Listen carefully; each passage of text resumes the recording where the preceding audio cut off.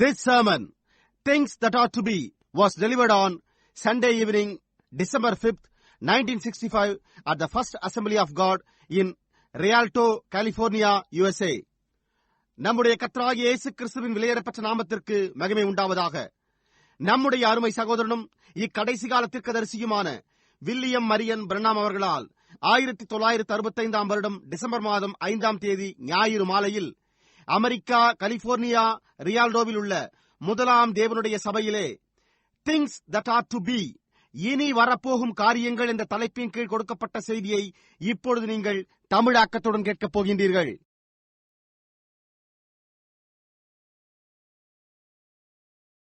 Keep from all this old earthly tabernacle here. You know what it is? இவை எல்லாவற்றிலும் இருந்து விலகியிருங்கள். இங்குள்ள இந்த பூமிக்குரிய பழைய கூடாரம் அது என்னவென்று உங்களுக்கு தெரியுமா? This body is like an old coat that you wear. A coat that you once wear. But now you have one so much better you don't use it anymore. இந்த சரீரமானது நீங்கள் அணிந்துள்ள ஒரு பழைய கோட்டை போன்றதாய் உள்ளது. அதாவது நீங்கள் ஒரு காலத்தில் அணிந்த ஒரு கோட்டை போன்றதாய் உள்ளது.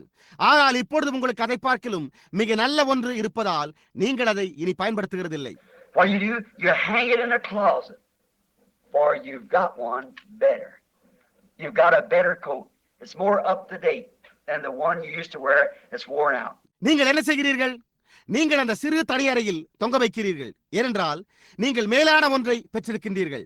நீங்கள் ஒரு மேலான கோட்டை பெற்றிருக்கின்றீர்கள். இது நீங்கள் உபயோகித்து வந்ததை காட்டிலும் தற்போதைய சூழ்நிலைக்கேற்ற புத்தம் புதிதானதாய் உள்ளது. அது கிழியாது. What? It is that garment. You are the inside of that. That garment only done what? It bore your image. See? But you don't need it anymore now. You've hung it up. It's a rag. என்ன? அது ஒரு ஆடையாய் இருக்கிறது. ஆகவே நீங்கள் அதனுடைய உட்புறத்தில் இருக்கிறீர்கள். அந்த ஆடை என்ன செய்தது? அது உங்களுடைய சாயலை தரித்திருந்தது. புரிகின்றதா? ஆனால் இப்பொழுது அது உங்களுக்கு இனிமேல் தேவைப்படுகிறதில்லை. எனவே நீங்கள் அதனை தொங்கவிட்டிருக்கின்றீர்கள். அது ஒரு கந்தையா இருக்கிறது. And that's where this old body is. It's bore the image of the heavenly, yet it is not you. You are on the inside of that body. You, the Spirit of God, is on the inside of that body. அந்த விதமாகவே இந்த பழைய சரீரமானது இருக்கிறது. அது வானவரின் சாயலை தரித்திருக்கிறது. அதே சமயத்தில் அது நீங்கள் அல்ல. நீங்கள் அந்த சரீரத்தின் உட்புறத்தில் இருக்கிறீர்கள். அந்த சரீரத்தின் உட்புறத்தில் தேவனுடைய ஆவி உள்ளது. That's what makes the outside come into subjections, because the inside is pulling it. See, bringing it in line with the Word of God. Your inside, you yourself, your being. அந்த காரணத்தினால் வெளிப்புறமானது கட்டுப்பாட்டிற்குள் வருகிறது. ஏனென்றால் உட்புறத்தில் அது ஈர்த்துக் கொண்டிருக்கிறபடியால் பாருங்கள், அது உங்களுடைய உட்புறத்தையும் உங்களுடைய சரீரத்தையும் உங்களையும் தேவனுடைய வார்த்தையோடு வரிசையில் கொண்டு வருகிறது. This body is just an old coat, and someday what will you do with it? For you was only in the garment for a while. இந்த சரீரமானது ஒரு பழைய கோட்டாய் இருக்கிறது. நாம் இதனை கொண்டு ஒரு நாளில் என்ன செய்வோம்? ஏனென்றால் சில காலம் நீங்கள் அந்த உடைக்குள்ளாக மாத்திரமே இருந்தீர்கள். That is like the earthly garment. This body, your real body, your real self is on the inside of this old coat that you call William Branham or Susie Jones or whoever it is. See? அது பூமிக்குரிய ஆடையை போன்றே இருக்கிறது இந்த சரீரம். ஆனால் உங்களுடைய உண்மையான சரீரம், உங்களுடைய நிஜத்தன்மையானது வில்லியம் பிரணாம் என்று நீங்கள் அழைக்கிற அல்லது சூசி ஜோன்ஸ் அல்லது என்னவா இருந்தாலும் அவ்வாறு நீங்கள் அழைக்கிற இந்த பழைய கோட்டின் உட்புறத்தில் இருக்கின்றீர்கள். புரிகிறதா? Someday it will hang in the earth's hall of memory of you. You'll put it out there in the grave, and somebody will put a tombstone up. Here lies Reverend so and so or John so and so or so. It'll lie there as a memorial of you. என்றோ ஒரு நாளில் அது உங்களுடைய பூமிக்குரிய நினைவு மண்டபத்தில் தொங்கும். நீங்கள் அதை அங்கே கல்லறையில் வைக்க யாரோ ஒருவர் அதன் மேல் ஒரு கல்லை வைத்து, இதோ சங்கை இன்னார் இன்னார் அல்லது ஜான் இன்னார் இன்னார் அல்லது இன்னார் இன்னார் படுத்திருக்கிறார் என்று எழுதுவார்கள். அது உங்களுடைய நினைவாக அங்கேயே இருக்கும். The people just seeing you in this, and what you was, your real you, was on the inside of that. But the old coat itself just bore the image of the heavenly. இதற்குள்ளாகவே ஜனங்கள் உங்களை கண்டனர். நீங்கள் என்னவா இருந்தீர்கள்? உங்களுடைய உண்மையான காரியம் அதனுடைய உட்புறத்தில் இருந்தது. ஆனால் அந்த பழைய கோட்டானது வானவரின் சாயலையே தரித்திருந்தது. Old people Have you made reservations to change coats? Have you made reservations for heaven? Remember, you must have reservations. You can't get in without them. ஓ ஜனங்களே, கோட்டுகளை மாற்றிக்கொள்ள நீங்கள் பதிவு செய்திருக்கிறீர்களா? பரலோகத்திற்கான பதிவுகளை நீங்கள் செய்திருக்கிறீர்களா? நீங்கள் பதிவு செய்திருக்க வேண்டும் என்பதை நினைவில் கொள்ளுங்கள். அவைகள் இல்லாமல் உங்களால் உள்ளே செல்ல முடியாது. I'm talking to you in modern language now. That you know, if you go to the hotel and say, "Well, did you have reservations?" Oh, well, I'm sorry, everything is filled up. You're out in the cold because you failed to make reservations. நான் இப்பொழுது உங்களிடத்தில் நீங்கள் அறிந்துள்ள நவீன மொழியில் பேசிக் கொண்டிருக்கிறேன். நீங்கள் விடுதிக்கு செல்வீர்களேயானால் அங்கே நீங்கள் பதிவு செய்து விட்டீர்களா? நான் வருந்துகிறேன், எல்லா இடங்களும் நிரம்பிவிட்டன என்று கூறுவர். எனவே நீங்கள் பதிவு செய்ய தவறிய காரணத்தால் நீங்கள் வெளியே குளிரில் இருப்பீர்கள். And if you come to the end of your life's journey without reservations, there'll be no one there to meet you. நீங்கள் பதிவே செய்யாமல் உங்களுடைய ஜீவியத்தினுடைய பயணத்தின் முடிவிற்கு நீங்கள் வருவீர்களேயானால் அங்கே உங்களை சந்திக்க ஒருவரும் இருக்க மாட்டார்கள். You'll have to step off into a dark eternity where there will be screaming and weeping and wailing and gnashing of teeth. அப்பொழுது நீங்கள் கூச்சலிடுதலும் அழுகையும் புலம்பலும் பற்கடிப்பும் உள்ள நித்திய அந்தகாரத்துக்குள்ளாகவே அடியெடுத்து வைக்க வேண்டியதாயிருக்கும். You can't get into the city because you haven't got reservations. நீங்கள் பதிவு செய்ய வேண்டும். உங்களால் அந்த நகரத்திற்குள் செல்ல முடியாது, ஏனென்றால் நீங்கள் பதிவு செய்திருக்கவில்லை. You must have them to enter this city where Jesus has gone to prepare a place for you. இயேசு உங்களுக்காக ஒரு ஸ்தலத்தை ஆயத்தமாக சென்றிருக்கிற அந்த நகரத்திற்குள் நீங்கள் பிரவேசிக்க பதிவு செய்ய வேண்டும். Remember, you must have the reservations and the garment of salvation on. You cannot. நினைவிருக்கட்டும், நீங்கள் பதிவு செய்திருக்க வேண்டும், ரட்சிப்பின் வஸ்திரத்தை தரித்திருக்க வேண்டும், இல்லை என்றால் நீங்கள் பிரவேசிக்க முடியாது. In Matthew, I've got a scripture. I'm watching scripture. Matthew 22, 1 to 14. I haven't time to read it because it's getting too late. I've spoke too long to you. மத்தேயுவில் நான் இங்கு ஒரு வேதபாகத்தை குறித்து வைத்திருக்கிறேன். நான் வேதபாகத்தை கவனித்துக் கொண்டிருக்கிறேன். மத்தேயு 22ஆம் அதிகாரத்தில் 1 முதல் 14 வரை. அதை வாசிக்க எனக்கு நேரமில்லை, ஏனென்றால் அதிக நேரமாய் கொண்டிருக்கிறது. நான் உங்களிடத்தில் நீண்ட நேரம் பேசியிருக்கிறேன். But remember, the king sent forth and made a supper. He killed all these oxes and fixed the fatlings and everything, and had a great supper prepared. And he sent out and he bid many to come. ஆனால் நினைவில் கொள்ளுங்கள், ராஜா ஆள் அனுப்பி ஒரு விருந்தை ஆயத்தம் பண்ணினான். அவன் தன்னுடைய எருதுகளையும் கொழுத்த ஜந்துகளையும் இன்னும் மற்றவைகளையும் அடித்து ஒரு பெரிய விருந்தை ஆயத்தம் பண்ணியிருந்தான். அப்பொழுது அவன் வெளியே ஆள் அனுப்பி அநேகரை வரும்படி அழைத்தான். One said, "Well, you know, after all, I belong to this, and I got this, and I got to go to my farm," and one did many things. அப்பொழுது ஒருவன், உங்களுக்கு தெரியுமா, நான் இதை சார்ந்தவன், நான் இதை வைத்துள்ளேன், நான் என்னுடைய பண்ணைக்கு போக வேண்டும் என்றான்.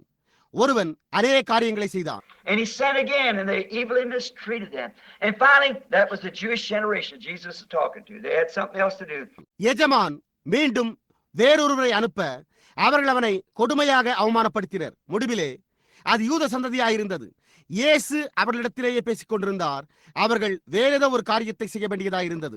Then finally he sent in and said, "Go, just compel them, go into the streets and highways and everywhere and compel them to come in."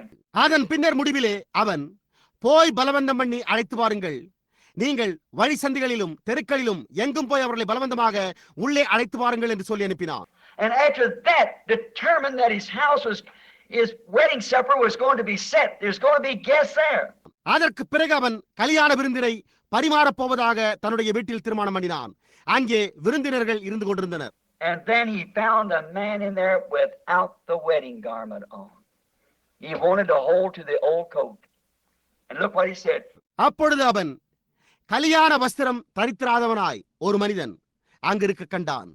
அவன் பழைய கோட்டையே அணிந்திருக்க விரும்பினான். அப்பொழுது அவன் என்ன கூறினான் என்பதை பாருங்கள். Friend, after I have invited you to my wedding supper, and I invited you and gave you an invitation to come. சிநேகிதனே, நான் என்னுடைய திருமண விருந்திற்கு வரும்படி உன்னை அழைத்திருக்கிறேன். நான் உன்னை அழைத்து வரும்படி ஒரு அழைப்பையும் விடுத்திருக்கிறேன் என்றான். And if you ever was in the Orient, which I preached in there many times, that wedding supper still carried on just the way it was. நீங்கள் எப்போதாவது கிழக்கத்திய நாடுகளில் இருந்திருந்தால், நான் அங்கு பலமுறை பிரசங்கித்திருக்கிறேன். அந்த திருமண விருந்தானது இன்னமும் தொடர்ந்து முன்பு இருந்ததைப் போலவே நடைபெற்றுக் கொண்டு வருகிறது. The bridegroom he has so many guests that he's going to have. அந்த மணவாளன் அநேக விருந்தினரை கொண்டவனாய் இருக்கிறபடியால் அவன் அநேக விருந்தினர்களை அழைக்க வேண்டியவனாயிருக்கிறான். Probably you've watched it there in India. அநேகமாக சகோதரன் காப், நீங்கள் அதை அநேகமாக இந்தியாவில் கவனித்திருப்பீர்கள். See, they have so many guests that he's going to ask. Say he's going to ask 30 guests. புரிகின்றதா? அவர்கள் அநேக விருந்தினரை உடையவர்களாய் இருக்கிறபடியால் அவன் அநேகரை அழைப்பான். உதாரணமாக அவன் 30 விருந்தினரை அழைக்கப் போகிறான் என்று வைத்துக் கொள்வோம். Now the bridegroom has to furnish the robes. He has to furnish them. Therefore, there's a man stands at the door, and you come up with your invitation. He examines your invitation and puts you on a garment, a robe. இப்பொழுது மணவாளனே கல்யாண வஸ்திரத்தை அளிக்க வேண்டியவனாய் இருக்கிறான். அவனே அதை அவர்களுக்கு அளிக்க வேண்டும். ஆகையால் அங்கே ஒரு மனிதன் வாசலண்டை நிற்பான். அப்பொழுது நீங்கள் உங்களுடைய அழைப்பிதழோடு வருகின்றீர்கள். அவன் உங்களுடைய அழைப்பிதழை பரிசோதித்து விட்டு உங்கள் மேல் ஒரு வஸ்திரத்தை உடுத்து வைப்பான். That some of them are rich and some of them are poor and some of them are different, but they all look alike when they get these robes on. They all look alike. அதாவது அவர்களில் சிலர் ஐஸ்வர்யவான்களாகவும் அவர்களில் சிலர் ஏழைகளாகவும் அவர்களில் சிலர் சற்று வித்தியாசமானவர்களாயும் இருக்கையில் அவர்கள் இந்த வஸ்திரங்களை அணிந்து கொள்கிற போது அவர்கள் யாவரும் ஒரே மாதிரியாக காணப்படுகின்றனர். அவர்கள் யாவரும் ஒரே மாதிரியாக காணப்படுகின்றனர். And you have to all be alike. You ain't going to be saying, I'm the Methodist over here, I'm the Presbyterian over here. Oh no, you ain't going in the first place, see. You've got to come by the door. Jesus said, I am the door to the sheepfold. நீங்கள் யாவரும் ஒரே மாதிரியாக காணப்பட வேண்டும். நீங்கள் நான் இங்கு மெத்தோடிஸ்டாக இருக்கிறேன், நான் இங்கு பிரெஸ்பிட்டேரியனாக இருக்கிறேன் என்று கூறப்போவதாக இருக்கக்கூடாது. கூடவே கூடாது. அப்படியானால் முதலில் நீங்கள் அங்கு போக போகிறதே இல்லை. புரிகின்றதா? நீங்கள் வாசலின் மூலமே வர வேண்டியதாக இருக்கிறது. இயேசு நானே ஆடுகளுக்கு வாசல் என்றார். I'm Pentecostal, I'm this, I'm that. That don't mean one thing. You come by that door. And if you come by that door, you get the robe. நீங்களோ நான் பெந்தெகோஸ்தே, நான் இது, நான் அது என்கின்றீர்கள். அது ஒரு காரியத்தையும் பொருட்படுத்துகிறதில்லை. நீங்கள் அந்த வாசலின் மூலமே வர வேண்டும். நீங்கள் அந்த வாசலின் மூலமாக வந்தால் நீங்கள் அந்த வஸ்திரத்தை பெற்றுக் கொள்வீர்கள்.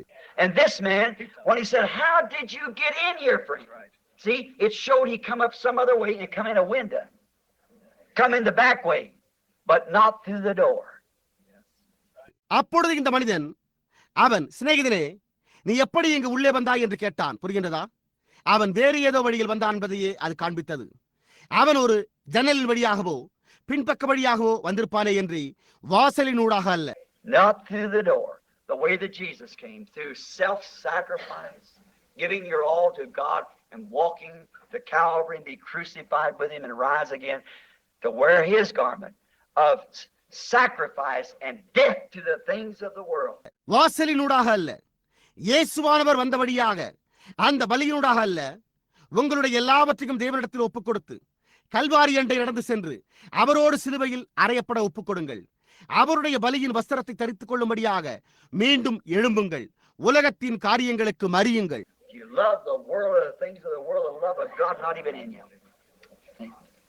நீங்கள் உலகத்திலும் உலகத்தில் உள்ளவைகளிலும் அன்பு கூர்ந்தால் தேவனுடைய அன்பு உங்களுக்குள்ளாக இல்லை. புரிகின்றதா? If you still have the love of the world, want to act like the world and do like the world, you're in the church, but a cucumber in the patch with the wheat. நீங்கள் இன்னமும் உலகத்தின் அன்பை கொண்டவர்களாய் இருந்தால், உலகத்தை போன்று செயல்பட விரும்பினால், உலகத்தை போன்று செய்தால், நீங்கள் அவ்வாறு செய்ய முயற்சித்தால் அதே சமயத்தில் நீங்கள் உலகத்திலேயே இருக்கின்றீர்கள். கோதுமையோடு உள்ள ஒரு களையை போன்றிருக்கின்றீர்கள். Shout with the rest of them, rejoice with the rest of them. All the spiritual blessings is right upon you. எனவே மற்றவைகளுடன் சத்தமிடுகின்றீர்கள், மற்றவைகளுடனே களி கூறுகின்றீர்கள். எல்லா ஆவிக்குரிய ஆசீர்வாதங்களும் உங்கள் மேல் தங்கியுள்ளது. You say, well, I prophesy, so did Caiaphas, so did Balaam. That has nothing. நீங்களோ நான் தீர்க்க தரிசனம் உரைக்கிறேன் என்கிறீர்கள். காய்பாவும் அவ்வாறு உரைத்தான், பிலேயாவும் அவ்வாறு உரைத்தான். அது ஒன்றுமற்றதாயிருக்கிறது. I got the baptism of the Holy Spirit. That still has nothing to do with it. That's just only a temporal gift for you. நான் பரிசுத்த ஆவியின் அபிஷேகத்தை பெற்றுள்ளேன். அதற்கு இதனோடு எவ்வித சம்பந்தமும் கிடையாது. அது வெறுமனே உங்களுக்குள்ளான ஒரு தற்காலிகமான வரமாய் மாத்திரமே உள்ளது. The real gift is your soul down in there. See, that was born of God, and that controls the whole thing to the word of God and the will of God. உண்மையான வரம் என்பது அங்கே உள்ளிருக்கும் உங்களுடைய ஆத்மாவை பாருங்கள். அது தேவனால் பிறந்து தேவனுடைய வார்த்தைக்கும் தேவனுடைய சித்தத்திற்கும் முழு காரியத்தையும் கட்டுப்படுத்துகிறதா இருக்கிறது. And there you grow up, see. Then you are a son and daughter of God. You are a child of God. அப்பொழுது நீங்கள் வளர்கின்றீர்கள். பாருங்கள், அப்பொழுது நீங்கள் ஒரு தேவனுடைய குமாரனாக, ஒரு தேவனுடைய குமாரத்தியாக இருக்கின்றீர்கள். நீங்கள் தேவனுடைய பிள்ளையாக இருக்கின்றீர்கள். And these things as you come up like the mother now, you're in the bowels of the earth trying to come forth. You're a son of God coming forth, and you see the word says, I should do this. I should be born again. இந்த காரியங்கள் உங்களுக்கு தோன்றும் போது தாயை போன்று இப்பொழுது நீங்கள் பூமியின் வயிற்றிலிருந்து வெளியே வர முயற்சிக்கின்றீர்கள். நீங்கள் ஒரு தேவனுடைய குமாரனாக வெளியே வருகின்றீர்கள். வார்த்தையானது நான் இதை செய்ய வேண்டும், நான் மீண்டும் பிறக்க வேண்டுமே என்று கூறுகிறதை நீங்கள் காண்கின்றீர்கள். Well, I belong to church. That don't mean one thing. See, I'm Methodist. My mother. That's good for your mother. நான் சபையை சார்ந்தவன். அது ஒரு காரியத்தையும் பொருட்படுத்துகிறதில்லை. புரிகின்றதா? நான் மெத்தோடிஸ்ட். என்னுடைய தாயார் உங்களுடைய தாயாருக்கு அது நல்லதா இருக்கிறது. Well, I'm Pentecostal. If you don't line with that word, there's something wrong. See? Then you see your real father ain't God. என்னே, நான் பெந்தேகோஸ்தே, நான் இதை சேர்ந்தவன். அதாவது நீங்கள் அந்த வார்த்தையோடு இணையாமற் போனால் அங்கு ஏதோ காரியம் தவறாக இருக்கிறது. புரிகின்றதா? அப்பொழுது நீங்கள் பாருங்கள், உங்களுடைய உண்மையான பிதா தகப்பன் அல்ல. See, because that real starting your soul, before there even was a spirit, it was your soul. That soul didn't come from God. That it wasn't a germ of God to begin. You're deceived. புரிகின்றதா? காரணம், அது உங்களுடைய ஆத்மாவில் உள்ள உண்மையான துவக்கம். ஒரு ஆவி இருப்பதற்கு முன்னமே அது உங்களுடைய ஆத்மாவா இருந்தது. அந்த ஆத்மா தேவனிடத்திலிருந்து வரவில்லை என்றால் அப்பொழுது அது ஒரு தேவனுடைய உயிரணுவை கொண்டதாக இருக்கவில்லை. நீங்கள் வஞ்சிக்கப்பட்டிருக்கின்றீர்கள். You're in a patch of weeds and bearing the world's record of the weeds, coming forth acting like the world, loving the world, because the love of God's not in you. நீ ஒரு களையாக இருந்து களைகள் தோன்றுவதை குறித்து உலகத்திற்கு சாட்சி கொடுக்கிறாய். எனவே தேவனுடைய அன்பு உன்னிடத்தில் இல்லாத காரணத்தால் உலகத்தைப் போலவே செயல்பட்டு உலகத்தை நேசிக்கிறாய். And there'll be false anointed ones in the last days. Not false Jesus. They wouldn't stand for that. But false anointed. They are anointed, yes sir, but they're antichrist. இப்பொழுது கடைசி நாட்களில் கள்ள அபிஷேகம் பெற்றவர்கள் இருப்பார்கள். கள்ள இயேசுக்கள் அல்ல. அவர்கள் வார்த்தைக்காக நிற்க மாட்டார்கள். ஆனால் கள்ள அபிஷேகம். அவர்கள் அபிஷேகிக்கப்பட்டிருக்கிறார்கள். ஆமையா, ஆனால் அவர்கள் அந்தி கிறிஸ்துவாய் இருக்கிறார்கள். They are anointed with the Spirit to do the signs and wonders that Christ did, but won't line up with His word. See? அவர்கள் கிறிஸ்து செய்த அடையாளங்களையும் அற்புதங்களையும் செய்யும்படி ஆவியினால் அபிஷேகிக்கப்பட்டிருக்கிறார்கள். ஆனாலும் அவருடைய வார்த்தையோடு இணைந்து போக மாட்டார்கள். புரிகின்றதா? Many will come to me that day and say, Lord, have not I prophesied and cast out devils in your name? He said, depart from me, you that work iniquity. I never even knew you. அந்நாளில் அநேகர் என்னை நோக்கி, கர்த்தாவே, உமது நாமத்தினாலே தீர்க்கதரிசனம் உரைத்தோம் அல்லவா, உமது நாமத்தினாலே பிசாசுகளை துரத்தினோம் அல்லவா என்பார்கள். அப்பொழுது அவர், நான் ஒரு காலம் உங்களை அறியவில்லை, அக்கிரம செய்கைக்காரரே, என்னை விட்டு அகன்று போங்கள் என்பார். I was Pentecostal, Lord. Glory to God, I shouted, I spoke with tongues, and I laid hands on the sick and healed them, cast out devils. Depart from me, you that work iniquity. I never knew you. கர்த்தாவே, நான் பெந்தேகோஸ்தேக்காரனாக இருந்தேன். தேவனுக்கு மகிமை. நான் சத்தமிட்டேன், நான் அந்நிய பாஷைகளினால் பேசினேன், நான் வியாதிஸ்தர் மேல் கைகளை வைத்த போது அவர்கள் சுகமடைந்து பிசாசுகள் துரத்தப்பட்டன என்பாய். அப்பொழுது அவரோ, அக்கிரம செய்கைக்காரனே, என்னை விட்டு அகன்று போ, நான் உன்னை அறியேன் என்பார். See what I mean? Oh, little children, do you feel the need of that vitamin tonight? That's something, there's a body waiting out there. There's a body waiting to be received. நான் என்ன குறிப்பிட்டு கூறுகிறேன் என்று புரிகின்றதா? ஓ சிறு பிள்ளைகளே, இன்றிரவு அந்த ஊட்டச்சத்தின் தேவையை, அந்த ஒரு காரியத்தை நீங்கள் உணர்கின்றீர்களா? அப்பால் ஒரு சரீரம் காத்துக் கொண்டிருக்கிறது. அங்கே பெற்றுக்கொள்ளும்படியாக ஒரு சரீரம் காத்துக் கொண்டிருக்கிறது. People, don't be deceived. Don't be deceived. The devil is a deceiver. ஜனங்களே, வஞ்சிக்கப்படாதீர்கள், வஞ்சிக்கப்படாதீர்கள். பிசாசு ஒரு வஞ்சகனாயிருக்கிறான். Even the wedding garments, you must wear it. It must be. கல்யாண வஸ்திரத்தையும் கூட நீங்கள் அதை தரித்துக் கொள்ள வேண்டும். அது கண்டிப்பாக தரிக்கப்பட்டிருக்க வேண்டும். Now we're at the evening time. The earthly body is now ready to be dissolved, and we're preparing to enter into the heavenly. And we now feel the strange call of God to go to this great Eden. இப்பொழுது நாம் சாயங்கால நேரத்தில் இருக்கிறோம். இப்பொழுது பூமிக்குரிய சரீரமானது அழிந்து போக காத்திருக்கிறது. நாம் வானத்துக்குரிய சரீரத்தில் பிரவேசிக்க ஆயத்தமாய் கொண்டிருக்கிறோம். நாம் இந்த மகத்தான ஏதேனுக்கு செல்லும்படியான வினோதமான தேவனுடைய அழைப்பை இப்பொழுது உணர்கிறோம். And before we can be born here, our little bodies cried for something that it had to be provided, or we'd be an afflicted child here if we wasn't. நாம் இங்கே பிறப்பதற்கு முன்னர் நம்முடைய சிறு சரீரங்கள் அந்த ஏதோ ஒன்றுக்காக அழுதன. எனவே அது அருளப்பட வேண்டியதாக இருந்தது. இல்லை என்றால், நமக்கு அருளப்படாதிருந்தால் நாம் இங்கே துயருற்ற பிள்ளைகளாய் இருந்திருப்போம். God has no afflictions up there.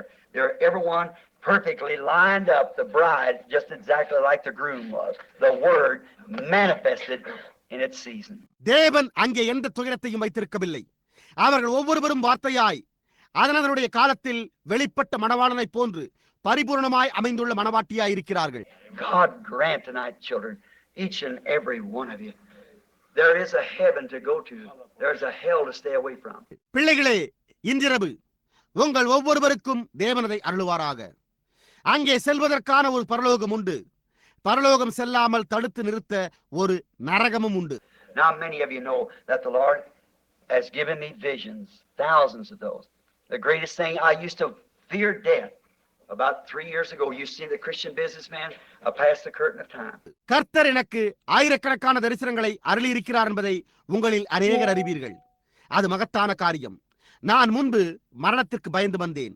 ஏறக்குறைய 3 ஆண்டுகளுக்கு முன்பு கிறிஸ்தவ வர்த்தக புருஷர்களின் பத்திரிகையில் காலத்தின் திரையை கடந்து செல்லுதல் என்பதை கண்டிருப்பீர்கள். I realize I might not live through this night. I may never see you again in my life here, but this is true. I don't know what I call this, a vision or what it was. இன்றிரவும் நான் ஜீவிக்காமல் போகலாம் என்பதை நான் உணர்கிறேன். நான் இங்கே என்னுடைய ஜீவியத்தில் மீண்டும் உங்களை காணாமற் போகலாம். ஆனால் இது உண்மையாயிருக்கிறது. நான் இதை ஒரு தரிசனம் என்று அழைக்கலாமா அல்லது அது என்னவா இருந்தது என்பதை நான் அறியேன். One morning recently I just woke up. I came in from meetings and my wife was laying there asleep. I said, "Honey, are you awake?" She was still sleeping. I know we had to get up to get the children off to school.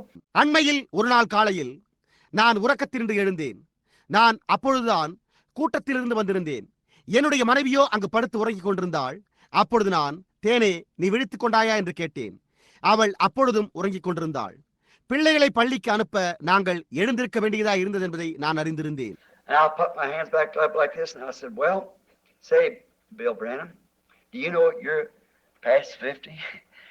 If you go do something for the Lord, you better hurry up because you ain't got too much more time." அப்பொழுது நான் என்னுடைய கரத்தை இந்த விதமாக பின்னாக வைத்து, "நானே, bill பிரணாமே, நீ 50 வயதை கடந்து விட்டிருக்கிறாய் என்பதை நீ அறிவாயோ? நீ கர்த்தருக்காக ஏதாவது ஒரு காரியத்தை செய்யப் போவதாய் இருந்தால் நீ இப்பொழுதே துரிதமாய் செய்வது மேலானதாகும். ஏனென்றால் உனக்கு இன்னும் அதிக சமயமில்லை என்று கூறிக்கொண்டேன். I thought, I hope that I can live to see the coming of the Lord Jesus. நானோ கர்த்தராகிய இயேசுவின் வருகையை காணும்படியாக என்னால் ஜீவிக்க முடியும் என்று நான் நம்புகிறேன் என்று எண்ணிக்கொண்டேன். I always had it in my mind that when we died, I'd see like brother here, I'd say, "Yeah, you preached in my church one night down on earth, Brother Branham." But he's a spirit. I couldn't shake his hand because his hands out there in the grave rotted away. Mine too. I used to kind of think that. நான் மரித்து போகும்போது நான் இங்கே இந்த விதமாகவே சகோதரனை காண்பேன் என்று என்னுடைய சிந்தையில் எப்பொழுதும் எண்ணியிருந்தேன். அதாவது யாரோ ஒருவர், "ஆம், பூமியில் ஓரிரவு சகோதரன் பிரணாமே, நீர் என்னுடைய சபையில் பிரசங்கித்தீர்" என்று கூறுவாரானால் அவர் ஒரு ஆவியா இருக்கிறபடியால் நான் அவருடைய கரத்தை குலுக்க முடியாது. ஏனென்றால் அவருடைய கரமானது அங்கே கல்லறையில் அழுகி போயிருக்கும். என்னுடைய கரமும் அவ்வாறே ஆகிவிட்டிருக்கும். நான் முன்னர் அந்த விதமாக நினைத்துக் கொண்டு வந்திருந்தேன். But that morning when I felt something come over me and I thought usually like a vision comes and I looked and I thought, "My, what is this?" ஆனால் அந்த காலையில் ஏதோ ஒன்று என்மேல் வந்ததை நான் உணர்ந்தேன். வழக்கமாக ஒரு தரிசனம் தோன்றுகிறது என்பதாகவே நான் எண்ணிக்கொண்டேன். அப்பொழுது நான் நோக்கி பார்த்தேன். நான் என்னே இது என்ன என்று எண்ணிக்கொண்டேன்.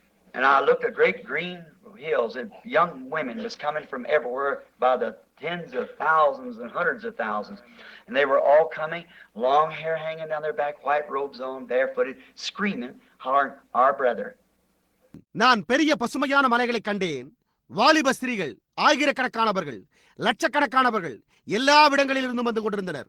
அவர்கள் தங்களுக்கு பின்னாக நீண்ட கூந்தலையும் வெள்ளை அங்கிகளை அணிந்தவர்களாய் வெறும் கால்களோடு கூச்சலிட்டுக் கொண்டும் எங்களுடைய சகோதரனே என்று சத்தமிட்டுக் கொண்டு வந்தனர். I thought, now this is strange. I turned back around and looked, and there I laid right there, and there was my wife laying there on bed. அப்பொழுது நான், இப்பொழுது இது வினோதமாய் இருக்கிறதே என்று எண்ணிக்கொண்டேன். நான் அங்கிருந்து சற்று திரும்பினவாறு நோக்கி பார்த்தேன். அப்பொழுது நான் அங்கே கீழே படுத்திருந்தேன். அங்கே என்னுடைய மனைவியும் படுக்கையின் மேல் படுத்துக் கொண்டிருந்தாள். And I said, "Now, you know what? I died." I said, "That's what's happened. I've died." And I said, I might have had a heart attack or something. I've died. There lays my body. அப்பொழுது நான், இப்பொழுது என்னவென்று உங்களுக்கு தெரியுமா, நான் மரித்து போய்விட்டேன் என்றே நினைத்துக் கொண்டேன். நான் அதுதான் சம்பவித்திருக்கிறது, நான் மரித்து போயிருக்கிறேன் என்று எண்ணினேன். மேலும் நான், எனக்கு ஒரு மாரடைப்பு ஏற்பட்டிருக்கலாம் அல்லது வேறு ஏதோ காரியம் சம்பவித்திருக்கலாம், எனவே நான் மரித்திருக்கிறேன், என்னுடைய சரீரமோ அங்கே கிடக்கிறது என்று நினைத்தேன்.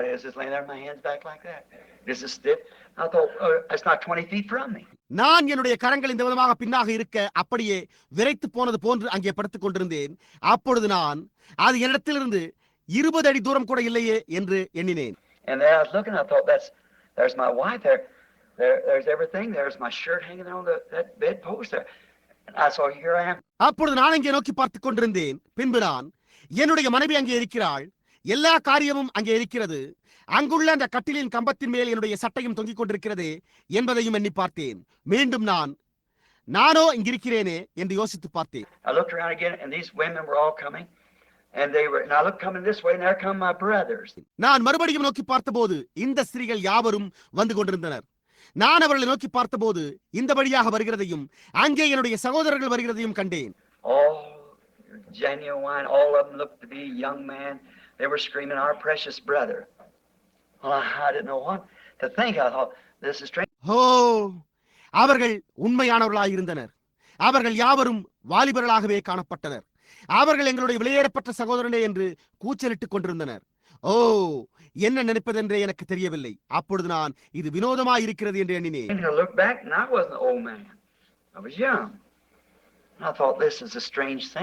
நான் என்னை நோக்கி பார்த்தபோது நான் ஒரு வயோதிப மனிதனாக இருக்கவில்லை, நான் வாலிபமாயிருந்தேன். மேலும் நான், இது வினோதமான காரியமாய் இருக்கிறதே என்று எண்ணினேன்.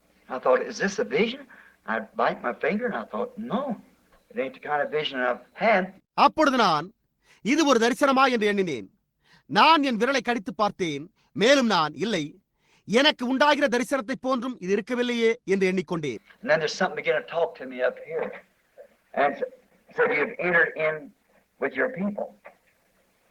அப்பொழுது அங்கே மேலே இருந்த ஏதோ ஒன்று என்னிடம் பேசத் துவங்கி, நீ உன்னுடைய ஜனங்களோடு உள்ளே பிரவேசித்திருக்கிறாய் என்று கூறினது.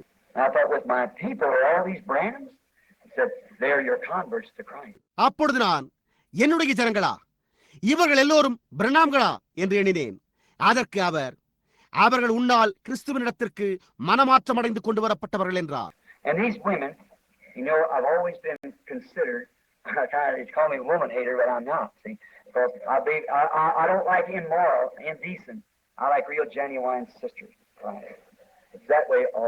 இந்த ஸ்திரீகளோ, நான் ஸ்திரீகளை வெறுப்பவன் என்று அவர்கள் அழைக்கிறது நிமித்தமாக நான் எப்பொழுதும் அவ்வாறே கருதப்பட்டு வருகிறேன் என்பதை நீங்கள் அறிவீர்கள். ஆனால் நான் அவ்வாறு ஸ்திரீகளை வெறுப்பவன் அல்ல. புரிகின்றதா? காரணம், நான் நம்புவது என்னவென்றால், நான் நடத்தை கெட்ட மானங்கெட்ட ஸ்திரீகளை விரும்புகிறதில்லை. நான் உண்மையான உத்தமமான கிறிஸ்தவ ஸ்திரீகளையே விரும்புகிறேன். அவர்கள் அவ்விதமாக இருப்பார்களேயானால் சரியாயிருக்கும்.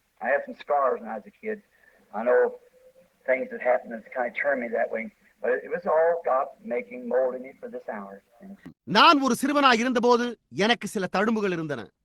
அந்த விதமாக என்னை கொண்டு செல்ல நடைபெற்ற காரியங்களை நான் அறிவேன். ஆனால் அவையாவும் தேவனாயிருந்தது. இந்த நேரத்திற்காகவே அவர் என்னை வணைந்தார். புரிகின்றதா? I think a real genuine sister, there's nothing any nicer. If God could give a man anything better than salvation, he'd give him a wife. See? And so then, if he could give him things better, he would have done it.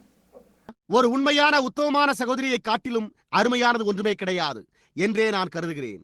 தேவன் ஒரு மனிதனுக்கு ரட்சிப்பிற்கு அடுத்தபடியாக வேறெந்த மேலான காரியத்தையாவது அளிக்க முடியுமானால் அப்பொழுது அவர் அவனுக்கு ஒரு மனைவியை கொடுப்பார். புரிகின்றதா? ஆகவே மேலான வேறெந்த காரியத்தையாவது அளிக்க முடிந்திருந்தால் அவர் அதை அளித்திருப்பார். And then to see some of them turn and don't even act like a wife, unloyal to their marriage vows, and their husbands the same. அப்படி இருக்க அவர்களில் சிலர் காண்பதற்கு ஒரு மனைவியைப் போல நடந்து கொள்ளாமல் தங்களுடைய திருமண பொருத்தங்களுக்கு உண்மையில்லாதவர்களாய் நடந்து கொள்கிறார்கள். அவர்களுடைய கணவன்மார்களும் அவ்வாறே நடந்து கொள்கின்றனர். Remember, you're bound as long as you live to one another. What God joins on earth, join in heaven also. நீங்கள் உயிரோடு இருக்கும் வரை ஒருவரோடு ஒருவர் இணைக்கப்பட்டிருக்கின்றீர்கள் என்பதை நினைவில் கொள்ளுங்கள். தேவன் எதை பூமியில் இணைக்கிறாரோ அது பரலோகத்திலும் கூட இணைக்கப்படுகின்றது. புரிகிறதா? And so then I seen that, and these women run up and were throwing their arms around me and hugging me and call me brother. ஆகையால் நான் அதை கண்டேன். இந்த ஸ்திரீகள் ஓடி வந்து அவர்களுடைய கரங்களை என் மீது போட்டு என்னை கட்டி தழுவி என்னை சகோதரனே என்று அழைத்தனர். Now they were women, but there can never be sin in that place. See? They were women, but see what made us now a woman with a gland, a female gland, and a man with a male gland is for raising children. இப்பொழுது அவர்கள் ஸ்திரீகளாயிருந்தனர். ஆனால் அந்த இடத்திலே பாவம் என்பதே ஒருபோதும் இருக்க முடியாது. புரிகின்றதா? அவர்கள் ஸ்திரீகளாயிருந்தனர். ஆனால் பாருங்கள், இப்பொழுது நம்மை எது பிறப்பித்தது? ஒரு ஸ்திரீயோடு உள்ள ஒரு சுரப்பியும் ஒரு பெண் சுரப்பியும் ஒரு மனிதனோடு உள்ள ஒரு ஆண் சுரப்பியும் பிள்ளைகளை பெறுவதற்காகவே அடிக்கப்பட்டிருக்கின்றன. There it won't be, they'll all be one gland. But they'll still be in the form of the earthly image that they bore here will be there, but they'll never can be sin. You're all the same. அங்கோ அது அவ்வாறு இருக்காது. அவர்கள் யாவரும் ஒரே விதமான ஒரு சுரப்பியோடு இருப்பார்கள். ஆனால் அவர்கள் உருவத்தில் இருப்பார்கள். அவர்கள் இங்கு அணிந்திருந்த மண்ணான சாயலில் அங்கு இருப்பார்கள். ஆனாலும் அங்கே ஒருபோதும் பாவமே இருக்க முடியாது. நீங்கள் எல்லோருமே ஒரே மாதிரியா இருப்பீர்கள். And there'll be no more children raised there. That's right. It'll all be that way. அங்கே பிள்ளை பெறுதலே இருக்காது. புரிகின்றதா? அது உண்மை. அது அந்த விதமாகவே இருக்கும். And so I looked in these women, and they picked me up. These brothers set me on photo place. I said, "Why'd you do this?" He said, "In earth you was a leader," and said, "You these are the people." அப்பொழுது நான் இந்த ஸ்திரீகளை நோக்கி பார்த்தேன். அவர்கள் என்னை உயரமாக தூக்கினர். இந்த சகோதரர்கள் என்னை ஒரு இடத்தில் தூக்கி உயரமாக உட்கார வைத்தனர். அப்பொழுது நான், நீங்கள் ஏன் இதை செய்தீர்கள் என்று கேட்டேன். அப்பொழுது அவர்கள், நீர் பூமியில் ஒரு தலைவராக இருந்தீர் என்றனர். மேலும் அவர்கள், நீர் தலைவராக இருந்த அந்த ஜனங்கள் இவர்களே என்றனர்.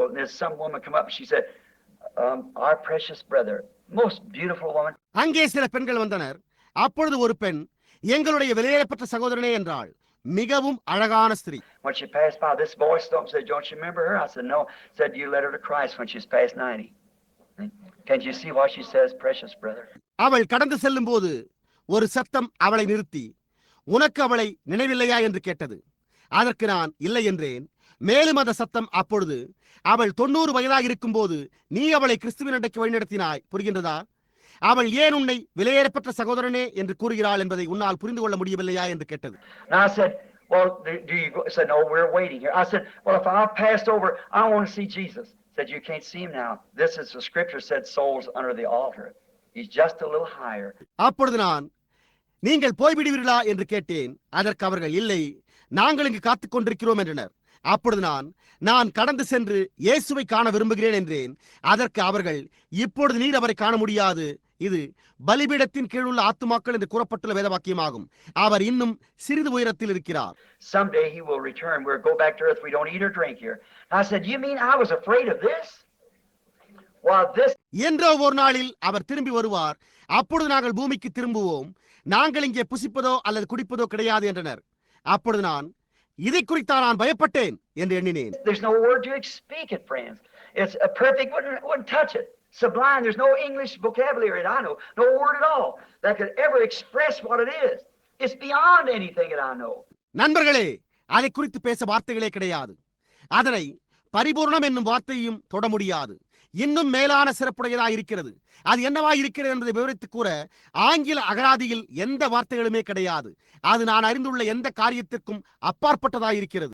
There he was. There was no sickness, no sorrow. You couldn't die. You couldn't sin. It was just perfect. Just perfect. Friends, you mustn't miss it. Remember. அவர் அங்கிருந்தார். அங்கே வியாதியே இல்லை, துக்கமில்லை, உங்களால் மரிக்க முடியாது, உங்களால் பாவம் செய்ய முடியாது. அது அவ்வளவு பரிபூர்ணமாய் இருந்தது. நண்பர்களே, நீங்கள் அதை இழந்து போக வேண்டாம். நீங்கள் அதை இழந்து போக வேண்டாம். நினைவிருக்கட்டும். And when I was a little boy, I saw a vision of hell as a little boy. நான் ஒரு சிறு பையனாய் இருந்தபோது, ஒரு சிறு பையனாய் இருக்கையில் நான் நரகத்தை குறித்த ஒரு தரிசனத்தை கண்டேன். And you know how the ladies today, or the women, lady wouldn't do a thing like that. Paint their eyes like a wolf or something like that, that blue stuff there in their eye. இன்றைக்கு பெண்கள் எப்படி இருக்கிறார்கள் என்பதை நீங்கள் அறிவீர்கள். அதாவது ஸ்திரீகள், நற்பண்புள்ள சீமாட்டிகள் அது போன்ற ஒரு காரியத்தையும் செய்ய மாட்டார்கள். ஸ்திரீகளே தங்களுடைய கண்களில் ஒரு ஓநாயை போல அல்லது அதை போன்ற ஏதோ ஒரு காரியத்தை, அதாவது அவர்களுடைய கண்களுக்கு கீழே நீல நிற வண்ணத்தை பூசிக்கொள்ளுகின்றனர். I seen that. I was thinking as a little boy I'd been shot. And I was laying dying in a hospital. And I'd always know there was God. நான் அதை கண்டேன். நான் அமிழ்ந்து கொண்டிருந்தேன். நான் ஒரு சிறு பையனாக இருந்தபோது சுடப்பட்டிருந்தேன். அப்பொழுது நான் ஒரு மருத்துவமனையில் மரணத் தருவாயில் படித்துக் கொண்டிருந்தேன். தேவன் இருக்கிறார் என்பதை எப்பொழுதும் நான் அறிந்திருந்தேன். I remember the first prayer I ever tried to pray. The only thing I can say, I've never told this before. I feel I tell it right now. I was shot laying there dying in the field. நான் ஜெபிக்க முயன்ற முதல் ஜெபமானது என்னுடைய நினைவிற்கு வருகிறது. நான் கூற முடிந்த ஒரே காரியம், நான் இதை இதற்கு முன்பு ஒருபோதும் கூறினதே இல்லை. நான் அதை உணர்கிறபடியால் இப்பொழுது நான் அதை கூறவுள்ளேன். நான் சுடப்பட்டு அங்கே ஒரு வயலில் மரண தருவாயில் கிடந்தேன். And the only plea I could have to God, I said, you know, Lord, I never did commit adultery. நான் தேவனிடத்தில் கூற முடிந்த ஒரே விண்ணப்பம், கர்த்தாவே, நான் ஒருபோதும் விபச்சாரம் செய்ததே இல்லை என்பதை நீர் அறிவீர் என்பதே ஆகும். See, as a little young boy, about 15 years old, I tried to live right. And I said, I've lived clean. And that's all I could say. That's all the merit that I could offer him. பார்த்தீர்களா, ஒரு சிறுவனாய் சுமார் 15 வயதுடைய வாலிப பையனாய் இருக்கையிலே நான் சரியாக ஜீவிக்க முயற்சித்தேன். அப்பொழுது நான் சுத்தமாக வாழ்ந்திருக்கிறேன் என்றேன். என்னால் கூற முடிந்தது அவ்வளவுதான். என்னால் அவரிடத்தில் ஏறெடுக்க முடிந்த தகுதி அது மாத்திரமே ஆகும். And that laying there, then when the doctor done walked away from me, and I felt myself sinking into a dark eternity, and looked like. நான் அங்கே படுத்திருந்த போது, அப்பொழுது மருத்துவர் என்னை விட்டு நடந்து சென்ற போது, நான் எல்லையற்ற ஒரு அந்தகாரத்திற்குள்ளாக மூடிக்கொண்டிருப்பதை போல உணர்ந்தவனாய் காணப்பட்டேன். I hollered for Papa. Oh, Papa, help me. There was no Papa there. Mama, help me. There was no Mama there. God, help me. There was no God there. அப்பொழுது நான் அப்பாவிற்காக கதறி, ஓ அப்பா, எனக்கு உதவி செய்யும் என்றேன். அங்கே அப்பா இல்லை. பின்னர் அம்மா, எனக்கு உதவி செய்யும் என்றேன். அம்மா அங்கே இல்லை. மறுபடியும் தேவனே, எனக்கு உதவி செய்யும் என்றேன். அங்கே தேவனும் இல்லை. It was just an endless, horrible, nightmares, burning, blazing hell. Would be a pleasure to be on the other side of that. அது முடிவற்ற ஒரு பயங்கரமான நிலையாயிருந்தது. ஒரு தீக்கனவு போல் இருந்தது. அதற்கு அருகில் எரிந்து கொண்டிருக்கும் ஜுவாலித்து எரியும் நரகத்தை வைத்து பார்த்தால் அது இன்பமானதாயிருக்கும். And falling through there, and I thought, oh my, over and over like this. I got into a place, smoke and dark and sick, and such a feeling. There was death on me. அங்கே அதனூடாக மூழ்கையில் நான் என்னே இந்த விதமாக அதிக அந்தகாரமாயிருந்தது. நான் புகையும் அந்தகாரமும் வியாதியும் இருந்த ஒரு இடத்திற்குள்ளாக சென்றேன். அப்படிப்பட்ட ஒரு உணர்ச்சி, அது எனக்கு மரணத்தை போன்றே இருந்தது. And I could see those women coming up to me with them kind of painted eyes like that. And I remember that's been 45 years ago, about 40 years ago anyhow. Going. அந்த விதமாக வர்ணம் தீட்டப்பட்ட கண்களோடு அந்த ஸ்திரீகள் என்னிடத்தில் வருவதை என்னால் காண முடிந்தது. இப்பொழுது நினைவிருக்கட்டும், அது 45 வருடங்களுக்கு முன்னர், சுமார் 40 வருடங்களுக்கு முன்னர் சம்பவித்ததாகும். அவர்கள் என்று சத்தமிட்டுக் கொண்டே சென்று கொண்டிருந்தனர். I said, I might be there forever. I said, oh God, if you'll let me out of here, I'll never be ashamed of you again. I'll never be ashamed. God, please give me a chance. அப்பொழுது நான் என்னென்றைக்குமாய் அங்கு இருக்க வேண்டுமா என்று கேட்டுக்கொண்டேன். என்னென்றைக்குமா என்று கேட்டேன். அதன் பின்பு நான், தேவனே, எங்கிருந்து வெளியே செல்ல நீர் என்னை அனுமதிப்பீரானால் நான் உம்மை குறித்து ஒருபோதும் வெட்கமடைய மாட்டேன். நான் ஒருபோதும் வெட்கமடைய மாட்டேன். தேவனே, தயவு கூர்ந்து எனக்கு ஒரு தருணத்தை அழியும் என்று கேட்டேன்.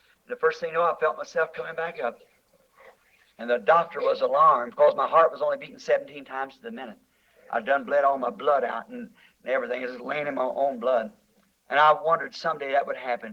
முதலாவது காரியம் என்னவென்று உங்களுக்கு தெரியுமா? நானே திரும்பி மேலே வருவதை உணர்ந்தேன். மருத்துவர் குழப்பமடைந்திருந்தார். ஏனென்றால் என்னுடைய இருதயமானது ஒரு நிமிடத்திற்கு 17 முறை மாத்திரமே துடித்துக் கொண்டிருந்தது. என்னுடைய எல்லா ரத்தமும் என்னிடத்திலிருந்து வெளியேற நானோ என்னுடைய சொந்த ரத்தத்தில் படுத்துக் கொண்டிருந்தேன்.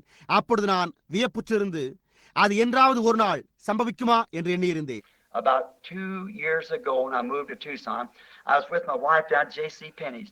And I was sitting there like that and with my head down waiting because, you know, ladies, they shop a long time. சுமார் 2 ஆண்டுகளுக்கு முன்பு நான் டூசானுக்கு குடிபெயர்ந்து சென்ற போது நான் என்னுடைய மனைவியோடு ஜேசி பெனிஸ் என்ற கடைக்கு சென்றிருந்தேன். நான் அங்கு இந்த விதமாக தலைகுனிந்தவாறு அமர்ந்து காத்துக் கொண்டிருந்தேன். ஏனென்றால் பெண்கள் எப்படியாக கடையில் நீண்ட நேரத்தை செலவிடுவார்கள் என்பதை நீங்கள் அறிவீர்கள். I was sitting on my head down like this and an escalator was coming up and here comes some of them women up with them waterhead haircuts, you know, like that. என்னுடைய தலை இந்த விதமாக குனிந்தவாறே நான் அங்கு அமர்ந்து கொண்டிருந்தேன். அப்பொழுது தானியங்கி படிக்கட்டு மேலே வந்து கொண்டிருந்தது. அப்பொழுது அவர்களில் சில ஸ்திரீகள் தங்களுடைய தலைமுடிகளை ஆண்களைப் போலவே வெட்டிவிட்டுக் கொண்டு வந்தனர்.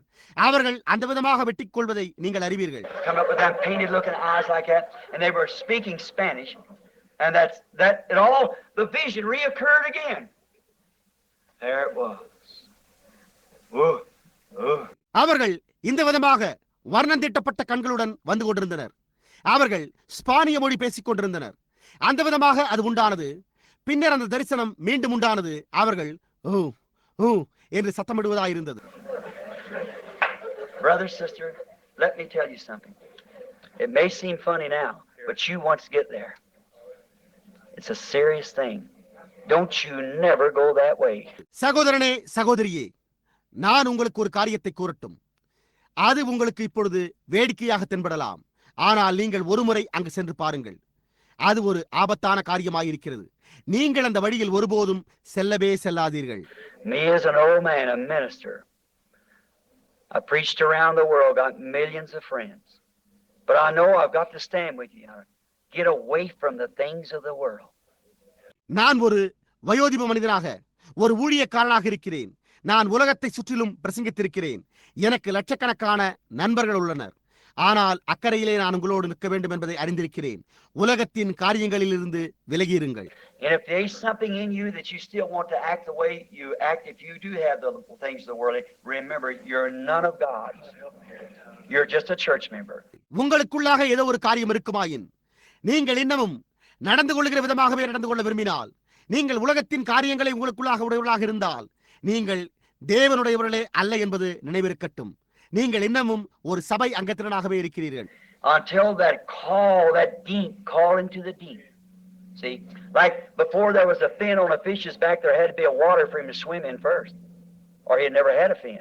ஆழத்தை நோக்கி ஆழம் கூப்பிடும் அந்த நேரம் வரையிலும் நீங்கள் வெறுமன ஒரு சபை அங்கத்தினராகவே இருக்கிறீர்கள். புரிகின்றதா? மீனின் முதுகில் துடுப்பு உண்டாவதற்கு முன்பே முதலில் அது நீந்துவதற்கு முதலில் தண்ணீர் இருக்க வேண்டியதாய் இருந்தது. இல்லை என்றால் அதற்கு ஒரு துடுப்பே இருக்காது.